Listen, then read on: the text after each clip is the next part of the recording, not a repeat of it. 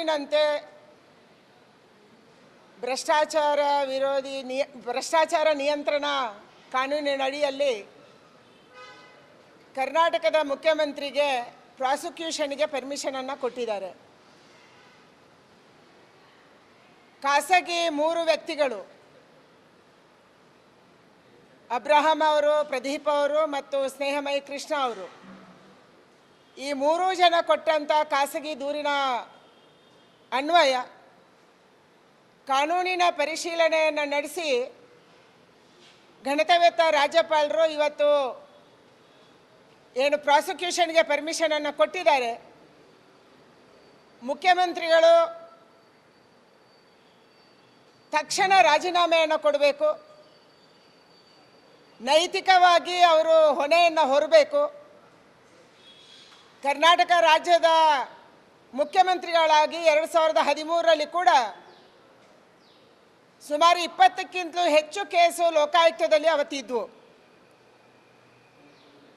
ತನ್ನನ್ನು ತಾನು ರಕ್ಷಣೆ ಮಾಡಿಕೊಳ್ಳಿಕ್ಕಾಗಿ ಸಿದ್ದರಾಮಯ್ಯನವರು ಅವತ್ತು ಲೋಕಾಯುಕ್ತವನ್ನೇ ರದ್ದು ಮಾಡಿ ಅವರ ಕೇಸುಗಳನ್ನು ACBಗೆ ವರ್ಗಾವಣೆ ಮಾಡಿ ಮುಚ್ಚಿ ಹಾಕಿದ್ರು.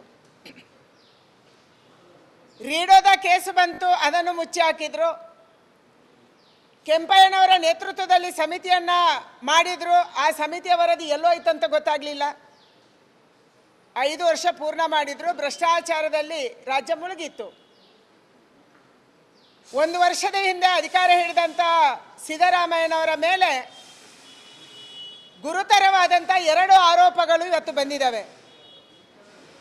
ಒಂದು, ವಾಲ್ಮೀಕಿ ಅಭಿವೃದ್ಧಿ ನಿಗಮದಲ್ಲಿ 187 ಕೋಟಿ ರೂಪಾಯಿಯ ಭ್ರಷ್ಟಾಚಾರ. ವಿಧಾನಸಭೆಯಲ್ಲಿ ಅವರೇ ಒಪ್ಕೊಂಡಿದ್ದಾರೆ. ಇದರಲ್ಲಿ 187 ಕೋಟಿ ಅಲ್ಲ, ಕೇವಲ 89 ಕೋಟಿ ಅನ್ನುವಂಥದ್ದನ್ನು ಮುಖ್ಯಮಂತ್ರಿಗಳು ಸ್ವತಃ ಒಪ್ಕೊಂಡಿದ್ದಾರೆ. ನೀವೇ ಹೇಳಿದಂಥ ಆ ಭ್ರಷ್ಟಾಚಾರದ ಹಣ ಎಲ್ಲೋಯ್ತು? ಕರ್ನಾಟಕ ರಾಜ್ಯದ ಬಡವರಿಗೆ ಮೀಸಲಾಗಿದ್ದಂಥ ಹಣವನ್ನು ಹೈಕಮಾಂಡಿನ ನಿರ್ದೇಶನದಂತೆ ನೀವು ತೆಲಂಗಾಣಕ್ಕೆ ಹಣ ಕೊಟ್ರಿ, ಚುನಾವಣೆಗೆ ದುಡ್ಡು ಕೊಟ್ರಿ. ಅಲ್ಲಿರುವಂಥ ರತ್ನಾಕರ ಪ್ರೈವೇಟ್ ಬ್ಯಾಂಕ್ ಲಿಮಿಟೆಡ್ಗೆ ನಿಮ್ಮ ಹಣ ಹೋಯಿತು. ಅಲ್ಲಿಂದ ಅದು ಜ್ಯುವೆಲರಿ ಶಾಪಿಗೆ ಹೋಗಿದೆ, ವೈನ್ ಶಾಪ್ಗಳಿಗೆ ದುಡ್ಡು ಹೋಗಿದೆ. ಅಂದರೆ ಕರ್ನಾಟಕ ರಾಜ್ಯದ ಬಡವರ ಹಣ ತೆಲಂಗಾಣದಲ್ಲಿ ವೈನ್ ಶಾಪ್ಗಳಿಗೆ ಹೋಗುತ್ತೆ, ಜ್ಯುವೆಲರಿ ಶಾಪ್ಗಳಿಗೆ ಹೋಗುತ್ತೆ ಮತ್ತು ಅದು ಚುನಾವಣೆಗೆ ಖರ್ಚಾಗುತ್ತೆ. ಇದರಲ್ಲಿ ನೀವು ಅಪರಾಧಿಗಳು. ನಾಗೇಂದ್ರ ಒಬ್ಬರೇ ಇದಕ್ಕೆ ಜವಾಬ್ದಾರರಲ್ಲ. ತೆಲಂಗಾಣಕ್ಕೆ ಹಣ ಕೊಟ್ಟಿದ್ರೆ ಹೈಕಮಾಂಡ್ ನಿಮಗೆ ಸೂಚನೆ ಕೊಟ್ಟಿರ್ಬೋದು, ತೆಲಂಗಾಣ ಚುನಾವಣೆಯನ್ನು ನೀವು ನೋಡ್ಕೋಬೇಕು ಅಂತ. ಅದಕ್ಕೆ ನೀವು ದುಡ್ಡು ಕೊಟ್ಟಿದ್ರಿ. ಇವತ್ತು ಮೂಡ ಕೇಸು 92ರ ನಂತರ ಯಾವತ್ತು ದಲಿತರ ಜಮೀನನ್ನು ನೀವು ಕಾನೂನು ಬಾಹಿರವಾಗಿ ತಗೊಂಡ್ರಿ, ನಿಮ್ಮ ಬಾವಮೈದ ತಗೊಂಡ್ರು, ಕಾನೂನು ಬಾಹಿರವಾಗಿ ನಿಮ್ಮ ಹೆಂಡತಿಗೆ ಬಂತು. ನಿಮ್ಮ ಹೆಂಡತಿ ಕಾನೂನು ಬಾಹಿರವಾಗಿ ವಿಜಯನಗರ 3ನೇ ಮತ್ತು 4ನೇ ಹಂತದಲ್ಲಿ ಸೈಟ್ ತಗೊಂಡ್ರು. ಈ ಎಲ್ಲ ಸಂದರ್ಭದಲ್ಲಿ ಕೂಡ ನೀವು ಸಂವಿಧಾನಾತ್ಮಕ ಜಾಗದಲ್ಲಿದ್ರಿ. ನೀವು ಮಂತ್ರಿ ಆಗಿದ್ರಿ, ಫೈನಾನ್ಸ್ ಮಿನಿಸ್ಟರ್ ಆಗಿದ್ರಿ, ಒಪೋಸಿಷನ್ ಲೀಡರ್ ಆಗಿದ್ರಿ, ಇವತ್ತು ಮುಖ್ಯಮಂತ್ರಿ ಆಗಿದ್ರಿ. ಸಿದ್ದರಾಮಯ್ಯನವರು ಈ ಕೇಸನ್ನು ಕೂಡ ಕೆಂಪಯ್ಯನವರ ವರದಿಯಂತೆ ಮುಚ್ಚಿ ಹಾಕೋದಕ್ಕಾಗಿ ದೇಸಾಯಿ ಕಮಿಟಿಯನ್ನು ಮಾಡಿದ್ದಾರೆ. ಇದರ ಉದ್ದೇಶ ಒಂದೇ, ಮೂಡ ಕೇಸನ್ನು ಮುಚ್ಚಿ ಹಾಕಬೇಕು. ಇವತ್ತು ಖಾಸಗಿ ವ್ಯಕ್ತಿಗಳು ಬಿಜೆಪಿಗೆ ಸಂಬಂಧಪಟ್ಟವರಲ್ಲ ಯಾರು. ಮೊದಲ ಕೇಸನ್ನು ಅಬ್ರಹಾಂ ಕೊಟ್ಟಿರುವಂತದ್ದು ಒಬ್ಬ ಸೋಷಿಯಲ್ ಆಕ್ಟಿವಿಸ್ಟ್ ಅವರು. ಅವರ ಕೇಸಿನ ಆಧಾರದ ಮೇಲೆ ಪ್ರಿವೆನ್ಷನ್ ಆಫ್ ಕರಪ್ಷನ್ ಆಕ್ಟ್ 1988ರ ಅಡಿಯಲ್ಲಿ, ಸೆಕ್ಷನ್ 17ರ ಅಡಿಯಲ್ಲಿ ಪ್ರಾಸಿಕ್ಯೂಷನ್ಗೆ ಪರ್ಮಿಷನ್ ಕೊಟ್ಟಿದ್ದಾರೆ. ನೀವು ತಕ್ಷಣ ರಾಜೀನಾಮೆಯನ್ನು ಕೊಟ್ಟು ಈ ಕೇಸನ್ನು ಎದುರಿಸಬೇಕು.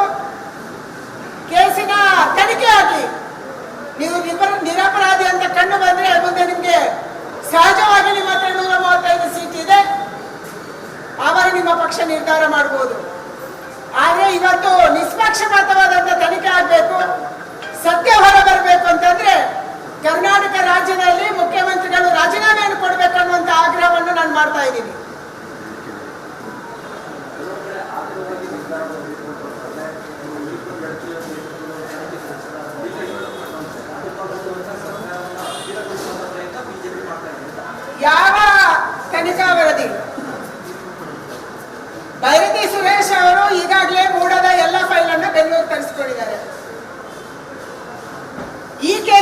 ಮುಚ್ಚಿ ಹಾಕುವುದಕ್ಕೆ ಎಲ್ಲ ಪ್ರಯತ್ನವನ್ನು ಅವ್ರು ಮಾಡ್ತಾ ಇದ್ದಾರೆ. ಹೇಗೆ ನಾನು ಈಗಾಗಲೇ ಹೇಳಿದಂತೆ ಕೆಂಪಯ್ಯ ವರದಿಯನ್ನು ಮುಚ್ಚಿ ಹಾಕಲಾಯಿತು, ಅದೇ ರೀತಿ ದೇಸಾಯಿ ಕಮಿಟಿಯ ವರದಿಯನ್ನ ಕೂಡ ಅವರು ಮುಚ್ಚಿ ಹಾಕುವರಿದ್ದಾರೆ. ದೇಸಾಯಿ ಕಮಿಟಿಗೆ ಯಾವುದೇ ವ್ಯಾಲ್ಯೂ ಇಲ್ಲ, ಯಾಕಂದ್ರೆ ಅವರ ಕೈಗೆ ಫೈಲೇ ಹೋಗಲ್ಲ, ತಪ್ಪು ಮಾಡಿರುವಂತ ಫೈಲೇ ಹೋಗಲ್ಲ. ಈ ಕಾರಣಕ್ಕಾಗಿ ಇವತ್ತೇನೋ ರಾಜ್ಯಪಾಲರು ನಿರ್ಧಾರ ತಗೊಂಡಿದ್ದಾರೆ, ಕಾನೂನು ಅಡಿಯಲ್ಲಿ ತಗೊಂಡಿದ್ದಾರೆ, ಮಾಹಿತಿಯನ್ನು ಸಂಗ್ರಹ ಮಾಡಿ ತಗೊಂಡಿದ್ದಾರೆ, ಇಷ್ಟು ದಿನಗಳ ತನಕ ಕಾದಿದ್ದಾರೆ. ನ್ಯಾಯ ಯಾರು ಮುಖ್ಯವಾಗಿ ಕಾನೂನಿನ ತಜ್ಞರಿದ್ದಾರೆ ಅವರ ವರದಿಯನ್ನು ಕೇಳಿದ್ದಾರೆ, ಅವರ ಹತ್ರ ಅಧ್ಯಯನ ಮಾಡಿದ್ದಾರೆ. ಈ ಎಲ್ಲ ಅಧ್ಯಯನದ ಮೇರೆಗೆ ಇವತ್ತು ಪ್ರಾಸಿಕ್ಯೂಷನ್ಗೆ ಪರ್ಮಿಷನ್ ಕೊಟ್ಟಿದ್ದಾರೆ. ಅದಕ್ಕಾಗಿ ಇವತ್ತು ಸಿದ್ದರಾಮಯ್ಯ ಅವರು ತಪ್ಪಿಸ್ಕೊಳ್ಳಕ್ಕೆ ನೋಡಬಾರ್ದು. ಮಂತ್ರಿಮಂಡಲದ ಸಭೆ ಮಾಡು, ನನ್ನನ್ನು ಪ್ರೊಟೆಕ್ಟ್ ಮಾಡು, ಶಾಸಕರ ಸಭೆ ಕರಿ ನನ್ನನ್ನು ಪ್ರೊಟೆಕ್ಟ್ ಮಾಡು, ಹೈಕಮಾಂಡ್ಗೆ ಹೋಗಿ ನನ್ನನ್ನು ಪ್ರೊಟೆಕ್ಟ್ ಮಾಡಿ, ಕೋರ್ಟ್ಗೆ ಹೋಗ್ತೀನಿ ನಮ್ಮನ್ನು ಪ್ರೊಟೆಕ್ಟ್ ಮಾಡಿ, ಈ ರೀತಿ ಹಲವಾರು ನಾಟಕಗಳನ್ನ ಆಡುವಂತ ಸಾಧ್ಯತೆ ಇದೆ. ಇದು ಯಾವುದಕ್ಕೆ ಕೂಡ ಅವಕಾಶ ಇಲ್ಲದಂತೆ ಹೈಕಮಾಂಡ್ ಕೂಡ ತಕ್ಷಣ ಇವತ್ತು ಮುಖ್ಯಮಂತ್ರಿಗಳ ರಾಜೀನಾಮೆಯನ್ನು ತಗೋಬೇಕು, ನ್ಯಾಯಯುತವಾದಂತ ತನಿಖೆಯನ್ನ ಮಾಡಬೇಕು ಅನ್ನುವಂಥದ್ದನ್ನ ನಾನು ಆಗ್ರಹವನ್ನು ಮಾಡ್ತಾ ಇದ್ದೀನಿ. ಬಿಜೆಪಿ ಕಾಲದಲ್ಲಿ ಆದಂತಹ ಹಗರಣಗಳನ್ನ ನಾವು ವೇಗವಾಗಿ ಅವರಿಗೆ ತರಿಸ್ಕೊಡ್ತೀವಿ ಅನ್ನೋದ್ರ ಜೊತೆಯಲ್ಲಿ ವಿರೋಧ ಪೋಕ್ಸೋ ಕಾಯ್ದೆಯಿಂದ ಏನು ಈಗ ಹೈಕೋರ್ಟ್ನಲ್ಲಿ ತಡೆ ಕೊಟ್ಟಿದ್ದಾರೆ ಅದನ್ನು ತೆರವುಗೊಳಿಸಿ ನಾವು ಮತ್ತೆ ಪೋಕ್ಸೋ ಕಾಯ್ದೆಗೆ ಆಗ್ತೀವಿ. ನೋಡ್ರಿ, ಕರ್ನಾಟಕ ರಾಜ್ಯದಲ್ಲಿ ಕಾಂಗ್ರೆಸ್ಸಿನ ಸರ್ಕಾರ ಇದೆ, 1 ವರ್ಷದಿಂದ ಇದೆ. ನೀವು ಈಗ ನಿಮ್ಮ ಮೇಲೆ ಕೇಸ್ ಬಂತು ಅಂತ ಹೇಳಿ ಯಾರಿಗೆ ಬೇಕಾದ್ರೆ ಹೆದರಿಸಬಹುದು. ಕೈಯಲ್ಲಿ ಸರ್ಕಾರ ಇದೆ, ಕಾನೂನು ಇದೆ, ಕಾನೂನಿನಂತೆ ಕ್ರಮ ಕೈಗೊಳ್ಳಿ. ಯಾರು ನಿಮ್ಮನ್ನು ತಡೆದಿದ್ದಾರೆ? ಯಾರು ಬೇಡ ಅಂದಿದ್ದಾರೆ? ಸುಳ್ಳು ಸುಳ್ಳು ಮಾಹಿತಿಗಳನ್ನ ತಗೊಂಡು ನೀವು ಅಪೋಸಿಷನ್ ಅವರನ್ನ ಎದುರಿಸಕ್ಕೆ, ವಿರೋಧ ಪಕ್ಷದವರನ್ನ ಎದುರಿಸಕ್ಕೆ ಟ್ರೈ ಮಾಡ್ಬೋದು. ಆದ್ರೆ ನಿಮ್ಮ ತಟ್ಟೆಯಲ್ಲಿ ಇವತ್ತು ಏನಿದೆ ಅಂತ ನೀವು ನೋಡ್ಕೋಬೇಕು. ಎರಡೂ ಕೇಸಲ್ಲಿ ನಾನು ಈಗಾಗಲೇ ಹೇಳಿದೆ, ಎರಡೂ ಕೇಸಲ್ಲಿ ಮುಖ್ಯಮಂತ್ರಿಗಳು ಅಪರಾಧಿಗಳು. ತೆಲಂಗಾಣಕ್ಕೆ ಹಣ ಕಳಿಸಿದ್ದು ನೀವೇ, ವಾಲ್ಮೀಕಿ ಅಭಿವೃದ್ಧಿ ನಿಗಮವನ್ನ ಪೂರ್ತಿ ಮುಳುಗಿಸಕ್ಕೆ ನೋಡಿದ್ದು ನೀವೇ, ಮೂಡದಲ್ಲಿ ಸೈಟ್ ತಗೊಂಡಿದ್ದು ಕೂಡ ನಿಮ್ಮೇ ಹೇಳ್ತೀರಿ.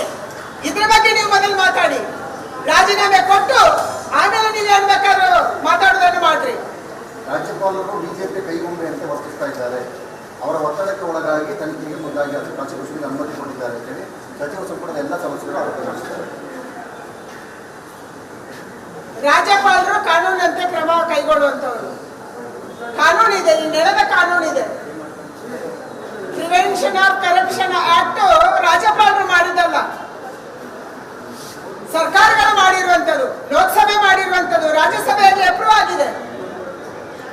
ಇದರ ಆಧಾರದಲ್ಲಿ ವರದಿಯನ್ನು ತರಿಸಿಕೊಂಡು ತಜ್ಞರ ಜೊತೆ ಚರ್ಚೆ ಮಾಡಿ ಯಾವ ಕೇಸನ್ನ ಅಬ್ರಾಹಂ ಅವರು, ಪ್ರವೀಣ್ ಅವರು, ಸ್ನೇಹಮಯ ಕೃಷ್ಣ ಅವರು ಕೊಟ್ಟಿದ್ದಾರ ಅದರ ಆಧಾರದಲ್ಲಿ ಕ್ರಮವನ್ನು ಕೈಗೊಂಡಿದ್ದಾರೆ. ಮುಖ್ಯಮಂತ್ರಿಯನ್ನ ರಕ್ಷಣೆ ಮಾಡುವುದಕ್ಕಾಗಿ, ಭ್ರಷ್ಟಾಚಾರವನ್ನು ಮುಚ್ಚಿ ಹಾಕುವುದಕ್ಕಾಗಿ ನೀವು ಏನ್ ಬೇಕಾದ್ರೂ ಮಾತಾಡಬಹುದು, ಆದ್ರೆ ಕಾನೂನಿನಂತೆ ಎದುರಿಸಬೇಕಾಗಿದೆ. ನೀವು ರಾಜೀನಾಮೆಯನ್ನು ಕೊಟ್ಟು ಕಾನೂನಿನಂತೆ ಎದುರಿಸಿ ಅನ್ನುವಂಥದ್ದನ್ನ ನಾನು ಆಗ್ರಹ ಮಾಡ್ತಾ ಇದ್ದೀನಿ. ಮುಖ್ಯಮಂತ್ರಿಗಳು ತಕ್ಷಣ ರಾಜೀನಾಮೆ ಕೊಡಬೇಕು. ನೀವು ನಿಮ್ಮ ಪಾರ್ಟಿ ಬೇರೆ ರಾಜ್ಯದಲ್ಲಿ, ಬೇರೆ ಕಡೆಗಳಲ್ಲಿ, ಬೇರೆ ಪಕ್ಷದವರಿಗೆ ಬುದ್ಧಿ ಹೇಳ್ತಾ ಇದ್ದೀರಿ. ಆ ಬುದ್ಧಿ ಹೇಳುವುದನ್ನ ನೀವು ಮೊದಲು ಪಾಲಿಸಿ. ನಿಮ್ಮ ಮುಖ್ಯಮಂತ್ರಿಗಳ ರಾಜೀನಾಮೆಯನ್ನು ನೀವು ತಗೊಳ್ಳಿ, ಆಮೇಲೆ ಬೇರೆಯವರಿಗೆ ಬುದ್ಧಿ ಹೇಳಿ. 2011ರಲ್ಲಿ ಯಡಿಯೂರಪ್ಪ ಕೂಡಲೇ ರಾಜೀನಾಮೆ ಕೊಟ್ಟಿಲ್ಲ. ಅವ್ರು ಕೋರ್ಟಿಗೆ ಹೋದ್ರು, ಕೋರ್ಟಲ್ಲಿ ಅವರಿಗೆ ಬೇಲ್ ಸಿಗಲಿಲ್ಲ, ಆಮೇಲೆ ರಾಜೀನಾಮೆ ಕೊಟ್ಟಿದ್ದು. ಇವರು ಕೋರ್ಟ್ ಅವತ್ತಿನ ರಾಜ್ಯಪಾಲರು ಹೇಗ್ ನಡ್ಕೊಂಡ್ರು ನಿಮ್ಗೆ ಗೊತ್ತಿದೆ. ಕರ್ನಾಟಕ ರಾಜ್ಯದ ಜನ ಆ 4 ವರ್ಷಗಳ ಭಾರತೀಯ ಜನತಾ ಪಾರ್ಟಿಯ ಅವಧಿಯ ಇಡೀ ಘಟನೆಗಳನ್ನ ನೋಡಿದ್ದಾರೆ. ನಾವು ಎಸ್ ಸಾರಿ ರಾಜ್ಯಪಾಲರನ್ನು ಭೇಟಿ ಆದ್ವಿ, ನಾವು ಪ್ರತಿಭಾ ಪಾಟೀಲ್ ಗಣಿತವೇತ್ತ ರಾಷ್ಟ್ರಪತಿಗಳನ್ನು ಭೇಟಿ ಮಾಡಕ್ ಹೋದ್ವಿ. ಯಾಕಂದ್ರೆ ನಿಮ್ಮ ರಾಜ್ಯಪಾಲರು ಹೇಗೆ ನಡ್ಕೊಂತಿದ್ರು ಅನ್ನುವಂಥದ್ದನ್ನು ನಾವು ನೋಡಿದೀವಿ. ನಿಮ್ಮ ರಾಜ್ಯಪಾಲರಿಗೆ ಒಂದು